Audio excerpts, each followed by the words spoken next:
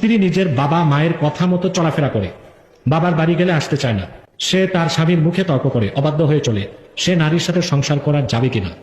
দেখুন, মহিলার বিচার করার আগে আপনি কতটুকু পুরুষ হিসেবে ঠিক আছেন তাও তো দেখতে হবে। মহিলার অধিকার আছে তার বাপের বাড়ি যাবে। মাজমুয়া ফাতাওয়াতে বলা হয়েছে, ফাতাওয়া মাজমুয়াতে, 7 দিনে 1 দিন মেয়ে তার বাপের বাড়ি যাওয়ার অধিকার রাখে। 7 দিনে, মাসে 4 দিন, বছরে 48 দিন, 1 মাস 18 দিন, বছরে 1 মাস 18 দিন একটি স্ত্রী তার বাপের বাড়ি থাকার অধিকার রাখে।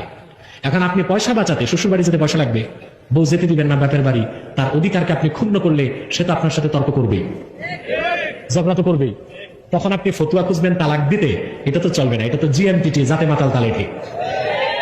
স্ত্রীর সমস্ত ভরণ পোষণ ও অধিকার অর্পণ করার পরে যদি দেখেন চারিত্রিকভাবে স্ত্রী নষ্ট, আপনি বলবেন আমাকে ঠিক মতো খানা দেয় না। আপনি যে বউকে বিয়ে করছেন তখন কি চুক্তিতে ছিল আপনাকে 3 বেলা রান্না করে দিবে? কথা বলেন, এটা বিয়ের চুক্তিতে নাই, কোনো কিতাবে নাই যে স্ত্রী আপনাকে রান্না করে খাওয়াতে বাধ্য। যদি রান্না করে খাওয়ায় ওটা বুঝতে হবে স্ত্রীর অবদান। এখন সে খানা দেরি হলো আর আপনি স্ত্রীকে গালি দিবেন, 10টা দিলে 2টা তো খাইতেই হবে।